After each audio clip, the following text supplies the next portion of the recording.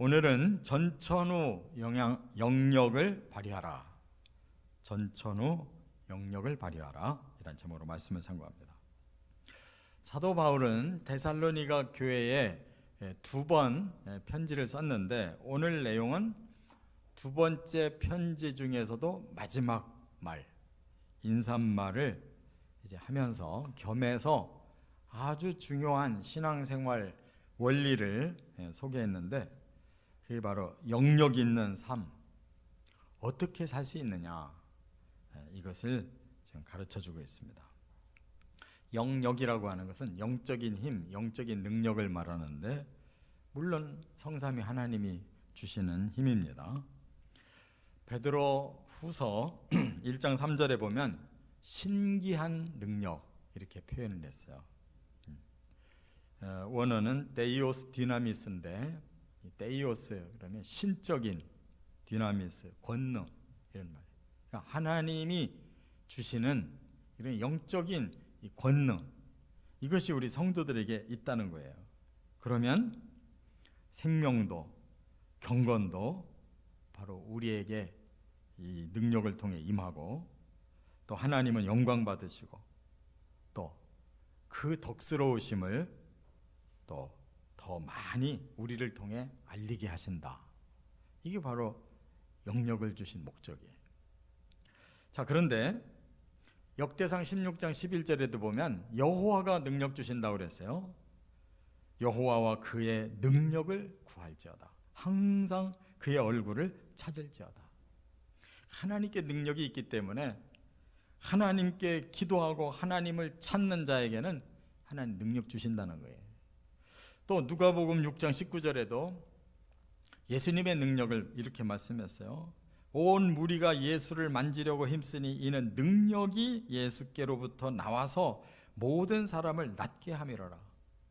예수님은 이 땅에서 공생애를 사실 때에도 당신이 가지고 계신 능력을 그들에게 나눠줘서 사람들 다 낫게 했다고 그랬어요.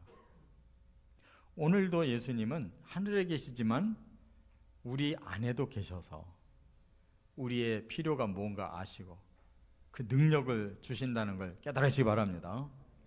또한 성령은 고린도전서 2장 4절에 보면 바울이 이렇게 성령을 고백했어요. 내 말과 내 전도함이 설득력 있는 지혜의 말로 하지 아니하고 다만 성령의 나타나심과 능력으로 했다 그랬어요. 그는 전도에 대해서는 또 설교에 대해서는 타인이 그를 따를 사람이 없지만은 그의 능력이 자기에게서 나간 게 아니래요. 바로 성령이 나타나셔서 능력을 행하셨기 때문에 그런 결과가 왔다 그랬어요. 그렇다면 우리는 알지 않습니까? 우리 아버지 하나님, 우리 구주 예수님, 또 우리의 보혜사 되시는 성령님만 우리가 제대로 모실 수만 있다면 얼마든지 영역을 우리에게 주심으로 신앙생활 잘할 수 있다는 거. 오늘 본문에 바울이 자신이 깨달은 전천후 영역을 발휘하며 사는 비결, 곧 우리들의 것이 되어지시기를 바랍니다. 첫째, 17절과 18절 상반절에 보면 누가 주시는가 하는 것을 바울의 고백으로 지금 얘기하고 있어요. 한번 18절만 같이 읽어보겠습니다. 우리 주 예수 그리스도의 은혜가 너희 무리에게 있을지어다. 여기 보면 바울은 성삼위 하나님 중에서도 예수님에 대해서 너무 많은 고백이 있어요. 그럴 수밖에 없는 것이 그는 본래 유대교인이고 아주 철두철미한 이러한 안티 기독교였습니다. 그래서 여호와 하나님의 그 선민이 어찌 이단 예수를 믿을 수가 있느냐. 그래서 아주 눈에 불을 켜고 기독교인들 잡아서 가두고 스데반도 죽을 때 바로 바울이 증인을 섰다고 그랬어요. 그만큼 기독교를 말살하는 데 앞장선 사람이고 이제 국외로 넘어가 가지고 거기에 또 많은 유대인들이 예수 믿는다는 소리를 듣고 바로 이방 나라, 그 아람의 나라의 수도인 다메섹으로 가서 기독교인들 다 잡아 족칠 참으로 다메섹 지경에 거의 다가갔을 때 사도행전 9장에 보면 예수님이 정오에 나타나셨는데 정오의 햇빛이 얼마나 강렬합니까? 그 햇빛에서 쓰러지는 사람이 어디 있어요? 그런데 그 햇빛보다 더 강하게 예수님이 빛을 발하시니까 그가 떨어져서 그 즉시 눈이 멀어버렸어요. 그렇게 살기 등등했던 사람이 꼼짝도 못하고 누구십니까? 라고 물었을 때 네가 박해하는 예수다 라고 예수님께서 그를 사로잡으셨을 때 그때부터 그는 완전히 예수님의 사람이 돼버렸어요. 그로부터 그는 죽을 때까지 예수를 위해서 순교하기까지 그는 일평생 예수님을 모신 사람이에요. 그래서 오늘 본문에 뭐라고 고백하냐면 우리 주 예수라고 그랬어요. 이 주라는 단어가 헬라어 원어로 퀴리오스라고 그래요. 이 주인이라는 뜻이죠. 근데 사실 이건 일상적인 용어이기도 해요. 그래서 어떤 주인을 모신 그런 하인들도 다 자기 주인을 보고 퀴리오스라고 하지만 바울에게 있어서 이 단어는 대단한 고백이에요. 왜냐하면 자기의 인생을 뒤바꿨고 완전히 예수님의 사도로 변해가지고 지금까지 기독교 역사상 예수를 증거하는데 바울 이상을 따라갈 사람이 없잖아요.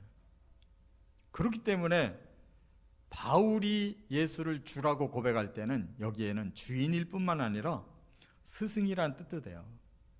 자기의 사상을 완전히 180도로 바꿔놓은 사람이 바로 예수님이었고 또 왕이라는 뜻도 돼요. 바울같이 똑똑하고 유능했던 사람이 그 앞에 꼼짝도 못하고 쓰임받았어요.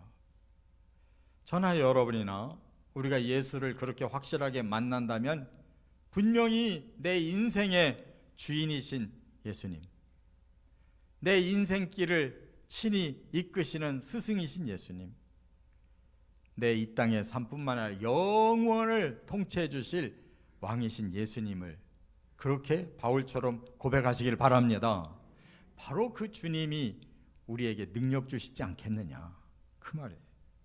그러므로 우리는 바울의 그 고백을 이렇게 한번 좀 깨달았으면 좋겠어요. 바울이 빌립보서 로마서 4장 18절에 이렇게 주를 고백했어요. 우리가 살아도 주를 위하여 살고 죽어도 주를 위하여 죽나니 그러므로 사나 죽으나 우리가 주의 것이로다 그랬어요. 살아야 할 이유가 있다면 주님 때문에, 내가 죽어야 할 이유가 있다면 주님 때문이다. 내가 살든지 죽든지 나는 주의 것, 주의 소유이기 때문에 오직 주님만을 위해 존재할 뿐이다 라고 이렇게 고백했어요. 저와 여러분들이 우리 예수님께 이런 고백을 할 수 있다면 주님이 책임지시고 능력의 능력을 우리에게 더하여 주실 줄 믿습니다. 또 하나 바울이 예수님을 뭐라고 고백했냐면 예수 그리스도라고 고백을 하고 있어요. 이 그리스도라는 말은 히브리 원어로 바꾸면 메시아라는 말인데 이 메시아라는 뜻은 기름을 부었다라는 뜻이에요. 그 말은 하나님이 특별히 그 사람에게 사명을 주실 때 이 단어를 쓰는 거예요. 그래서 누구에게 이런 단어를 썼냐? 제사장에게. 바로 하나님과 사람 사이에 중보자가 돼서 사람의 죄를 씻고 하나님의 축복을 받게 하는 그 제사장이 바로 메시아였어요. 또 하나는 다윗에게 기름을 부었다고 그랬어요. 하나님의 그 대리 통치자로서 그 하나님이 그 주시는 그 권세를 가지고 하나님의 선민을 보호하게 하는 이 사명을 다윗에게 주실 때도 바로 기름을 부었어요. 또 이스라엘 말기에는 선지자들이 나타나서 계속 하나님의 말씀으로 가르쳤잖아요. 엘리야에게도 이제 네 후임 엘리사라는 사람을 찾아서 기름 부어라. 그래서 기름 부었잖아요. 바로 그 엘리사도 바로 이와 같은 메시아라는 이름을 듣게 된 거예요. 그러면 그들이 다 제사장도 왕도 또 선지자도 메시아라는 이름을 들은 것이 뭐냐? 하나님이 사람을 구원하는데 쓰신 사람이라 그 말이에요. 그러나 진정한 메시아를 선지자들을 통해 예언 주셨는데 그게 뭐냐면 제사장이면서 왕이면서 선지자인 진정한 구원자를 내가 앞으로 보내겠다. 그래서 예레미야에게도 31장에 보면 바로 내가 새 언약을 줄 것이다. 사람들의 마음속에 아예 내 법을 심어놓겠다. 성령으로 그들이 스스로 깨닫도록 해주겠다. 그리고 그를 새 언약을 받은 자들은 영원한 통치를 완전하게 이루어주겠다 그랬어요.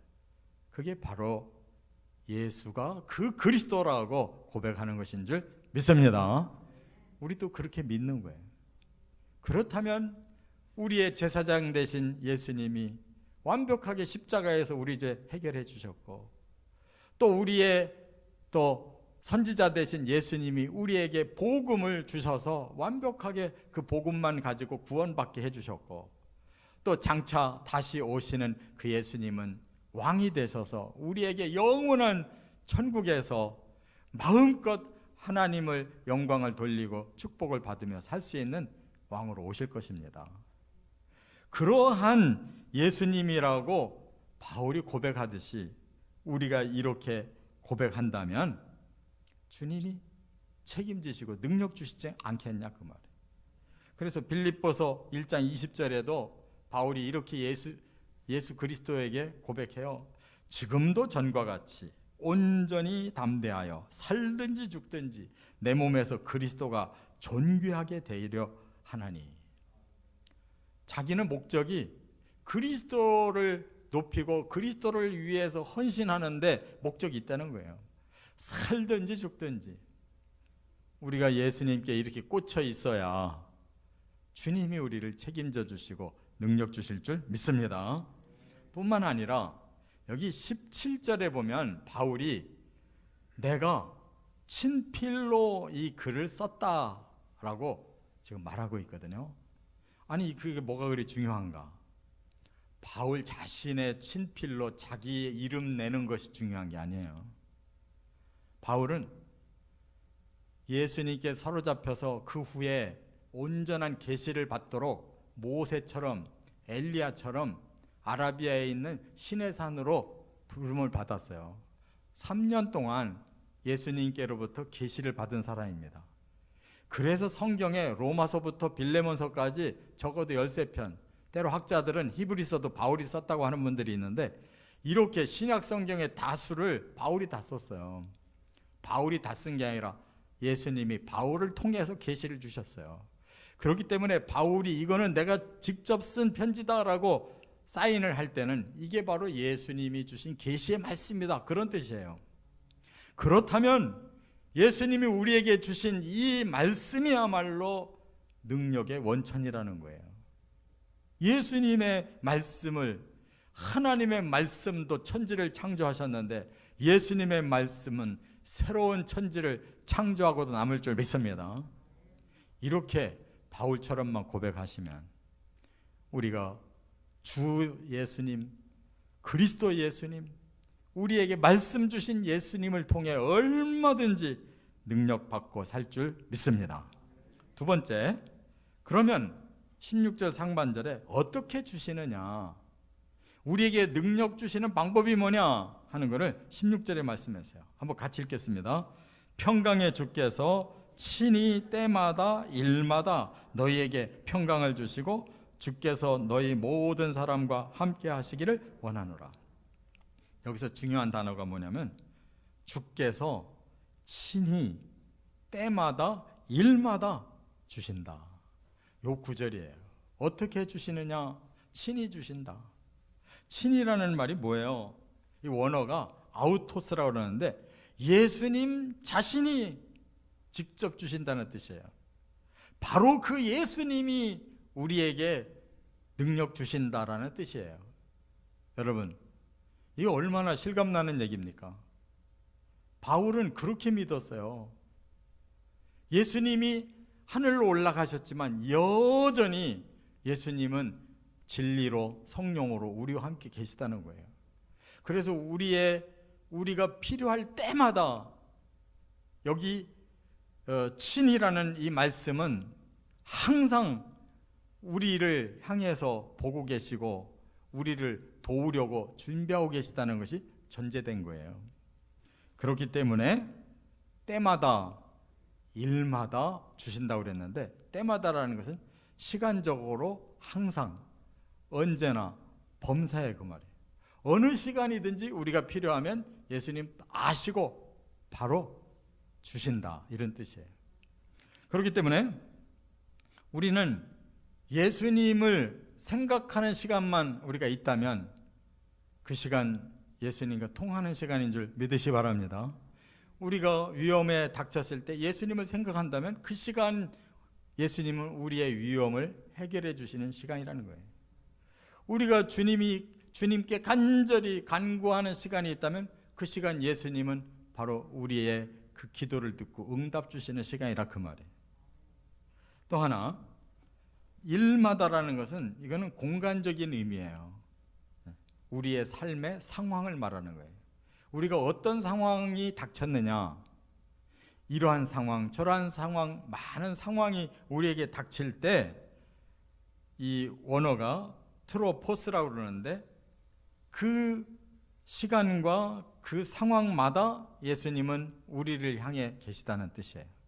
그래서 우리가 필요한 상황을 예수님이 다 해결해 주신다, 이런 말씀이에요.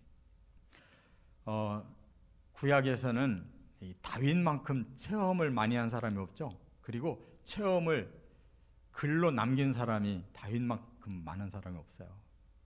그가 시편의 대다수를 다 자기 체험으로 고백한 시를 쓴 거잖아요.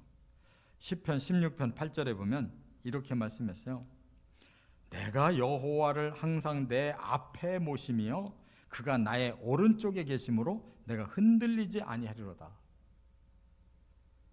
다윗은 그 구약시대 여호와를 섬긴다는 게 엄청 힘든 겁니다. 예수님은 우리와 함께 지상에서 사시긴 하셨지, 여호와는 임재를 하실 때 불로만 임재하시고 연기 속에서 구름 속에서만 음성이 나왔지 한 번도 예수님처럼 이렇게 드러나서 활동하신 적이 없어요. 그럼에도 불구하고 다윗은 마치 예수님이 함께 있는 것처럼 하나님을 그렇게 믿었어요. 그래서 나는 항상 여호와 하나님을 내 앞에 모시고 삽니다. 항상 하나님은 내 우편에 계십니다. 이렇게 믿었다는 거예요. 그래서 나는 절대 흔들릴 일이 없습니다. 왜? 하나님이 나와 함께 하시니까. 또 시편 또 139편 9절에도 이렇게 말씀을 했어요. 내가 새벽 날개를 치며 바다 끝에 가서 거주할지라도 거기서도 주의 손이 나를 인도하시며 주의 오른손이 나를 붙드시리이다. 여러분, 새벽 날개를 치며 바다 끝에 가서 거주할지라도, 이거 원어를 보면요 그런 뜻이에요. 새벽은 동트는 곳. 그러니까 이 새벽에 동트는 것을 보는 그 동쪽에 내가 있을 때, 그 다음에 바다 끝이라는 것은 석양이 지는 저 서쪽 바다 끝, 이런 뜻이에요, 원어가. 그러니까 우리가 상황이 너무 어려워서 저 동쪽 끝에 가서 있을 수도 있고 저 서쪽 끝에 가서 있을 수도 있어요. 사람은 그 사람이 어디 있는지 몰라도 주님은 그걸 아신다는 거예요.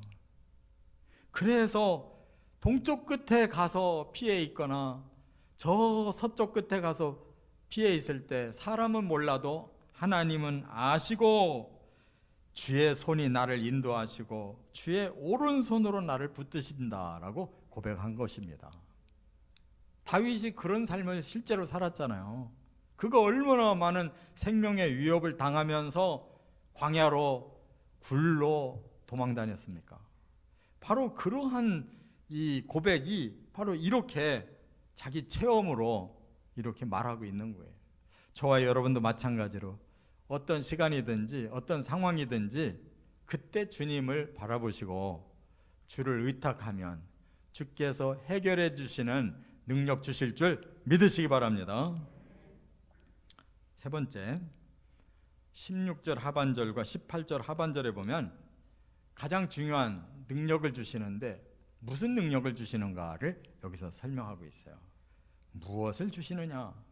자, 16절을 다시 한번 읽어보겠습니다. 거기에 두 가지가 나와요. 다 같이 평강의 주께서 친히 때마다 일마다 너희에게 평강을 주시고 주께서 너희 모든 사람과 함께 하시기를 원하노라. 능력을 세 가지 주시는데 여기 두 가지를 소개했어요. 하나는 지금 평강이라는 단어가 두 번 나오죠. 평강의 주께서 우리에게 평강을 주신다 그랬어요. 자, 이 평강이라는 말이 히브리 말로는 샬롬이라는 말이에요. 샬롬. 또 헬라어로는 에이레네라고 그러는데 이게 어디서 나온 단어냐 하면은 에이로라는 단어에서 에이레네가 나왔어요. 에이로가 뭐냐? 합친다는 말이에요. 연결했다는 말이에요. 누구와? 하나님과 합치면, 하나님과 연결되면 바로 우리에게 그 하나님의 평강이 옮겨온다는 거예요. 어디서 옮겨온다고 했느냐? 여기 뭐라고 그랬어요? 주께서가 평강의 주께서 그랬어요. 평강을 가지고 있는 주님이 우리와 합해지면 그 평강이 내 안에 들어오고 우리와 연결되기만 하면 주님의 평강이 내 안으로 옮겨온다, 그런 뜻이에요. 여러분, 우리 자신은 평강이 없는 사람입니다. 근본적으로 죄성이 있어서 항상 두려워하고 항상 염려하고 항상 불안한 사람들이에요. 그런데 하나님을 합할 때, 예수님을 합할 때 성령과 연결되면 즉시 그 신령한 평강이 우리에게로 옮겨온다는 사실을 믿으시기 바랍니다. 이렇게 주신다고 할 때에는 그거는 우리에게 언약이 되어 있는 거예요. 우리가 구하면 받도록 되어 있는 것입니다. 다만 믿고 구할 때, 그 믿음에 연결이 되어 있을 때 우리도 모르는 사이에 평강이 오는 것이다, 그런 말씀이에요. 그래서 우리가 어디에 있든지 어느 시간이든지 주님이 필요하면, 주의 평강이 필요하면 구하라는 거예요. 시편 23편 다윗이 얼마나 기가 막힌 시를 썼습니까? 여호와는 나의 목자시니 내게 부족함이 없으리로다 그랬어요. 그런데 늘 푸른 초장만 잔잔한 물가로만 인도받은 건 아니잖아요. 때로 4절에 보니까 내가 사망의 음침한 골짜기로 다닐지라도, 이런 때가 있었다는 거예요. 그런데 다윗은 그렇게 죽음이 지금 느껴지는 사망의 골짜기 가운데 지금 자신이 처해 있음에도 불구하고 뭐라고 했냐면, 내가 해를 당할 것을 두려워하지 않는다. 왜? 주께서 나와 함께 하시기 때문이다. 주의 지팡이와 주의 막대기가 나를 안위하시기 때문이다 그랬어요. 다윗은 목동이었기 때문에 자기 자신이 막대기가 있어요. 그러나 그걸로 위험을 막는다고는 생각하지 않았다는 거예요. 영안으로 눈뜨고 보면 바로 주님이 다윗을 안전하게 지켜주실 수 있는 영적인 막대기와 지팡이를 가지고 지금 그 사망의 골짜기에 함께 계시다는 게 깨달아졌기 때문에 주님이 나를 안위하신다, 보호해 주신다는 거예요. 바로 이것이 우리들에게 주시는 놀라운 능력임을 깨달으시기 바랍니다. 이 평강이 다윗에게만 있는 게 아니고 믿는 우리들에게 영적인 지팡이와 영적인 주님의 손이 우리를 책임져 주신다는 말씀입니다. 자, 그 다음에 두 번째 능력이 뭐냐? 여기 16절 하반절에 보니까 함께 하신다 그랬어요. 함께. 여러분, 함께라는 말이 얼마나 참 아름다운 말인지 몰라요. 동행이라는 것이에요. 동행. 우리가 살아가는 길에 누군가가 동행하는 사람이 있다면 얼마나 행복한 거예요. 이 말이 또 하나는 더불어 간다는 말이에요. 더불어. 어떤 당도 제목은 잘 졌어요. 더불어 간대요. 그런데 정말 누구와 더불어 가느냐가 중요하잖아요. 하나님이 내가 동행해 줄게라고 지금 말씀한 거예요. 하나님이. 우리의 인생길을 누구와 함께 갈 것입니까? 바로 우리 예수님과 함께 가면 될 줄 믿습니다. 그렇기 때문에 시편 46편 7절에는 이렇게 다윗이 고백을 했어요. 만군의 여호와께서 우리와 함께 하시니 야곱의 하나님은 우리의 피난처시로다. 다윗이 믿는 하나님은 만군의 하나님이었대요. 세상에 그렇게 막강한 힘을 가진 하나님이 자신이 믿는 하나님이고, 그 하나님이 함께 해주시고, 야곱의 하나님은 피난처가 되신다고 그랬는데, 야곱이라는 말은 선민을 말하는 거예요. 우리는 선민이다. 하나님이 택한 선민이다. 그러니 우리에게 하나님이 피난처가 되어 주실 것이다. 이렇게 믿었다는 거예요. 우리 예수님이 바로 그 하나님이십니다. 우리 예수님은 내가 세상 끝날까지 너희와 함께 있을 거라고 마태복음 28장의 마지막 언약에 우리에게 분명히 끝날까지 함께 하신다고 약속했기 때문에 우리는 염려할 필요가 없는 줄 믿습니다.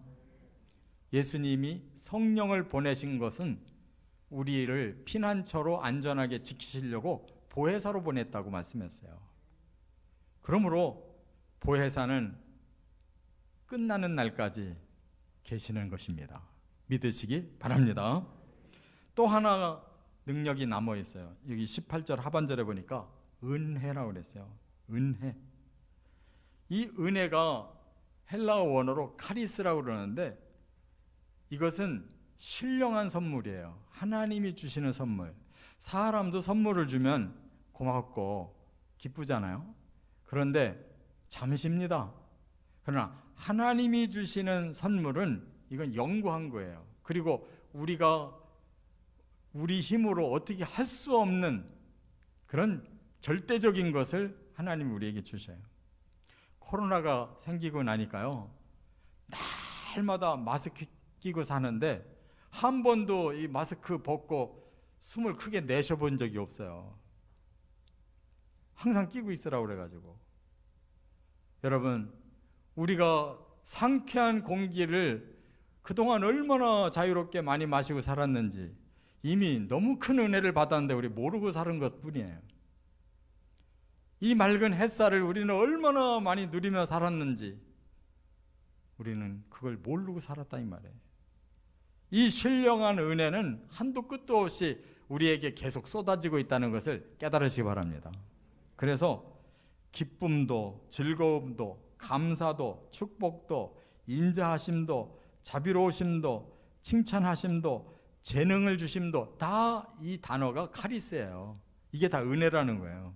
우리가 받을 만해서 얻은 게 아니고 하나님은 그냥 선물로 우리에게 줘서 우리에게 기쁨이 됐고 감사가 됐고 축복도 됐고, 이와 같이 우리가 그동안 누렸다는 사실을 깨달으시기 바랍니다.